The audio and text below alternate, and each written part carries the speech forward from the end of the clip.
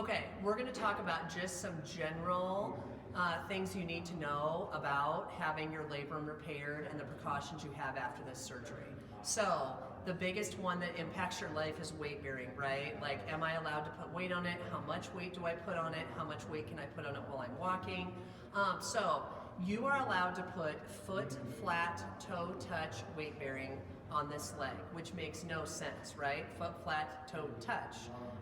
Toe touch just means that I am putting a light amount of weight on this leg, but I want it foot flat because I want to be up nice and tall through my pelvis. If we do traditional toe touch weight bearing, that means I'm here. The minute I'm here and you hold your leg in a flexed position, my hip flexor gets tight, my hamstring gets tight, and my groin muscle gets tight. This limits how quickly I will return to normal walking.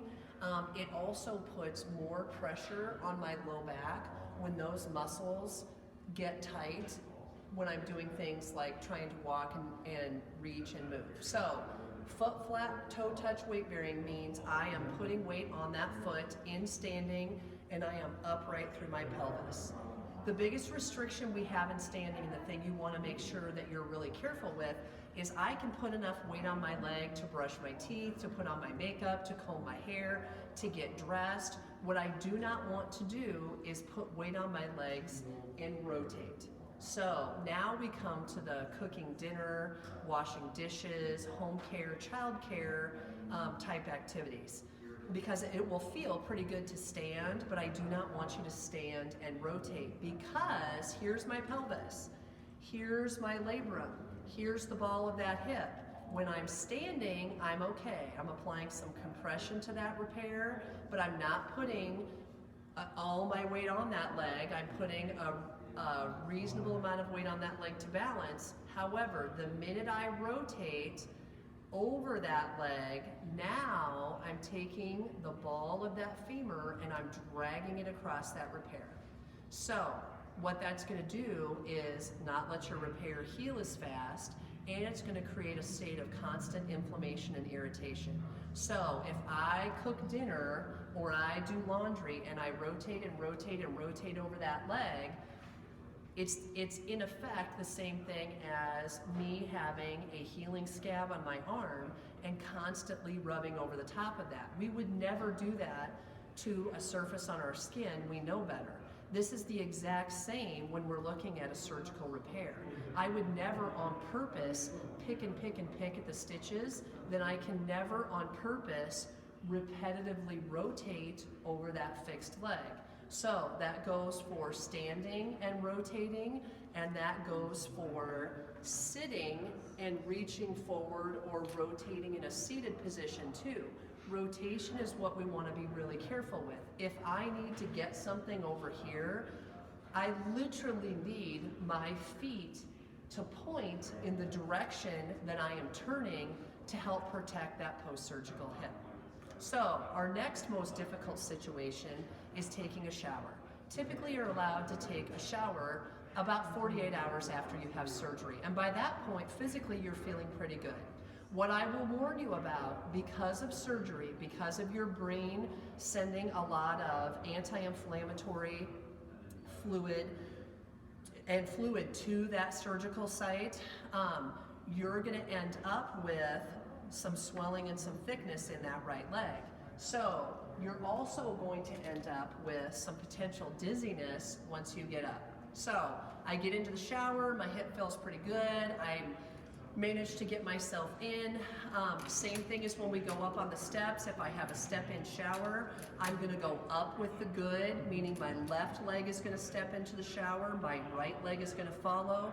Getting out of the shower, my left leg is gonna get out first, my right leg will follow, and once I'm in there and you're hitting the hot water, about 50% of my patients end up with some dizziness. And we've had a handful of people that will actually pass out or get really, really dizzy to the point that they need to sit down.